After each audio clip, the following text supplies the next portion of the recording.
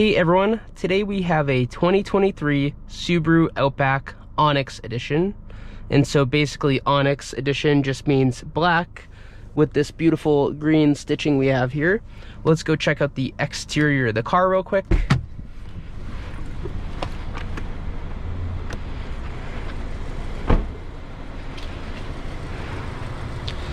So I don't normally like the styling of Subarus, especially the Outbacks. They just kind of miss for me. Although I'm not really all that into SUVs in general. We have 18-inch black alloy rims here. We have these LED running lights in the front. And right now, as you can see, we also have the headlights on. Fog lamps down there too. We have the traditional Subaru plastic cladding here along the side, including the Outback badging there.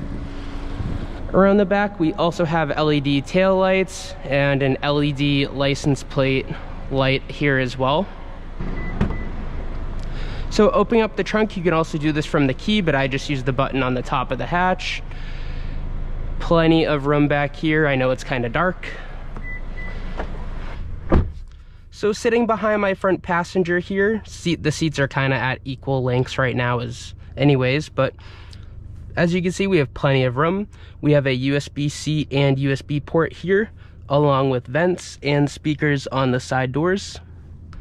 And as you can see, we also have this sunroof here, but I wish it carried through the back of the cabin as well, but I don't know if it's because of the bracing with the roof racks or what, that they didn't carry it along, but kind of wish it was there. But if you're gonna end up putting a kayak on this thing, I guess you won't get much sunlight anyways. So getting into this driver's seat, as you can see, we have this large infotainment screen, which includes Apple CarPlay and Android Auto, both wireless. So as you can see here, we have a pretty high resolution backup camera. I don't really understand why they cut off half the screen to have this gimmicky mountain view. I guess just because they couldn't fit it, vertically rather than horizontally. Yeah, I wish they just kind of did something else with here. Maybe they did like a bird's eye camera, or maybe showed like their parking sensors or something. There's definitely a lot more you can do with this rather than just putting in a mountainy background. And as you can see here with the rear view camera, you also have selections to your modes, which include snow and dirt and then deep snow and mud. There's no eco mode that I can find in this car, or sport mode, but really, it's a CVT anyways, which you're gonna get, pretty good fuel economy, and it's not really gonna have all that much of a sporty feeling. But anyways, let's get to the drive. So this Subaru Outback Onyx Edition comes with a 2.5 liter 4-cylinder, naturally aspirated, 182 horsepower, 176 pound-feet of torque, and that is mated to a CVT transmission, which, if you don't know what that means, it's a continuously variable transmission. Basically, almost picture it as like a rubber band. Like, it's not, you don't have gears, so it's just it's basically like a 1-speed automatic. The CVTs are growing quite popular with a lot of car brands, just because I think it can provide you the best fuel economy at all times. However, I feel like the transmissions and the power band end up being kind of lazy at the end of the day. That's why in my choice, I still prefer the automatic transmissions, whether it be a dual clutch or just a standard automatic. So this cabin is quite comfortable. As you can see, we have plenty of visibility throughout the sides, the rear, and the front. These A-pillars are quite small, and they have these extra little windows that don't open here, but they're nice to have that added visibility. We have blind spot monitoring in these mirrors, and they're also quite large.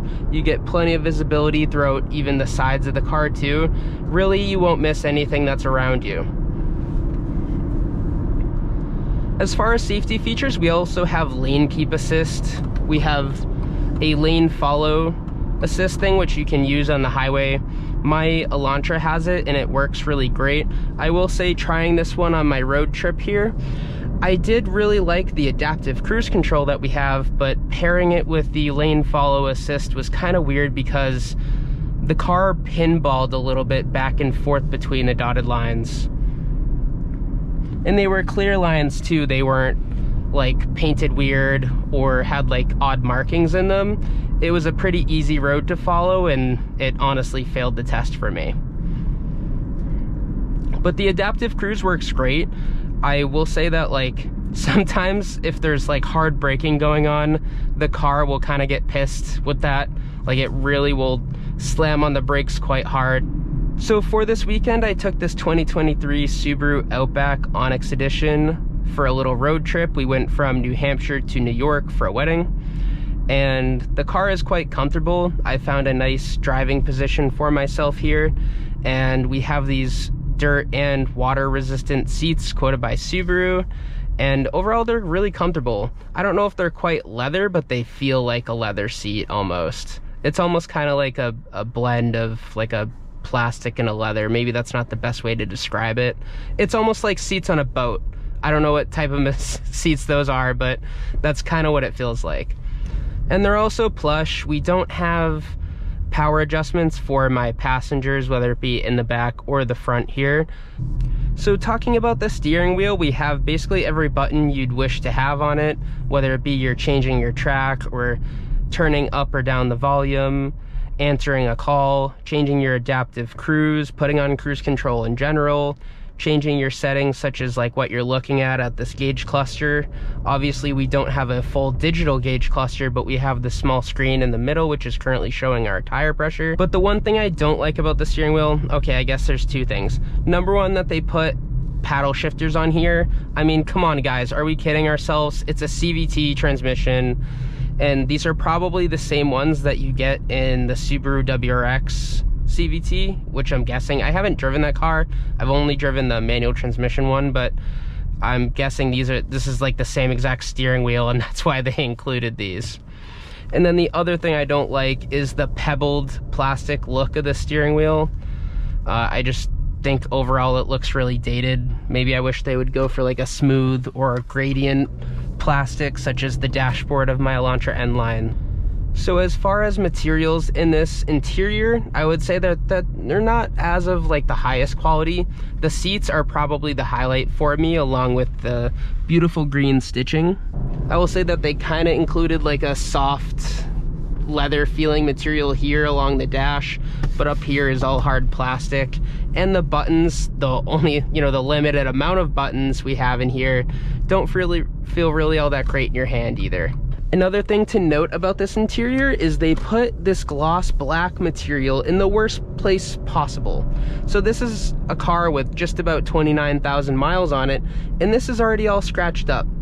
I don't know who's been driving this car. It's actually a rental, but they really scratched this up. And yes, rental cars get abused, but I think even if I own this car, maybe someone accidentally throws their keys onto here, or is trying to charge their phone and the cord slips and scratches this too, like the end bit. And those things happen, but they shouldn't have put this material here. I don't agree with that. So we also have the Subaru all-wheel drive system, which combined with this amount of ground clearance, you're going to be able to weather basically any storm. And that's really what people buy these for. Obviously, as you all know, I live in New England, I live in New Hampshire, and there are Subaru Outbacks everywhere. I knew a guy who also owned the Wilderness Edition. I didn't get to review that, but it's a great car. I'd say that they're not the best looking, especially in the brighter colors, because it really shows these dimensions as being kind of, my girlfriend describes them as like alligators almost, and I kind of agree. I think if you're gonna get one of these, black is the way to go, because it just kind of hides all the nasty body lines this thing has. And so I don't have lane keep assist on in here. I hate that setting. I hate that feature in all cars. I basically get in, I turn it off, and that's it. But I will say that it stays off. The one thing that doesn't stay off in this car is the auto start stop function. I don't believe manufacturers are allowed to have it so it stays off once you turn it off in a car. I've never seen a car where it stays off, but essentially it's the worst thing. It doesn't really actually provide you that much fuel savings, so really just turn it off if it's gonna annoy you. Excuse me. But if it doesn't bother you, I guess keep it on.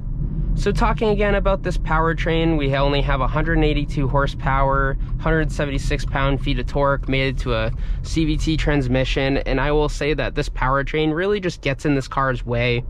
It's 3,700 pounds. This car needs more power to move. I will say that Most people might not care about those numbers, but if you're trying to merge into highway traffic especially, you're gonna want to be able to get up to speed. And overall, the transmission, it's smooth if you're just kind of not on the gas at all. But if you're trying to accelerate a bit, it's just groggy, it's slushy, it's like really just unsure of itself. So we have 4 cup holders up here in the front of the cabin. We have these 2 in the middle, and then each passenger in the front has their own. I will say that, shout out Straight Pipes, we have a small Tim Hortons cup here. So last week when we reviewed that 2018 Audi Q5, I talked about having the perfect amount of digitized screen and also buttons in this interior. And I will say that this car is just a little too digital for me. You have this huge infotainment screen, which really all of your settings in your car depend on it to work properly, and just sometimes it's a little bit laggy. It doesn't perform as you'd want it to. It's not like your phone. It doesn't have a really great user interface. And so most times that you get in this car and you want to change something on here, you're gonna have to wait that extra half second for things to work properly. And so I wish they provided a little more buttons. Maybe we had, you know, a button for our heated seats rather than having the screen. Or maybe if we could change more stuff inside our little digitized screen in the gauge cluster with this little button here, I think that would be easier. I have some settings in my car in there, and it's a lot easier than going through my infotainment screen to access those things. But overall, this Subaru Outback is very practical. It has all the safety features you might want, such as lane keep assist, lane follow assist, adaptive cruise control, automatic braking. We have parking sensors, we have a nice backup camera, and we have all-wheel drive and this great amount of ground clearance for the snow. And so if you're looking for a safe and practical car, this is going to really appeal to you. If you're looking for something that's practical but maybe has a little bit of sportiness to it, I'm gonna get out of this way, okay, guy's way. If you're looking for something that has a little sportiness along with practicality, maybe opt for another car. Maybe you can save up another 30 grand for an Onyx 5N, right? You know, this thing obviously being priced at $33,000. I would say overall it's a pretty good deal besides the powertrain. You know, you have a lot, this car is basically loaded for what it is. So with that being said, please like, please subscribe, and if you have any comments, please feel free to leave them below as we exit the video with a nice, beautiful shot of New York City. Bye, guys.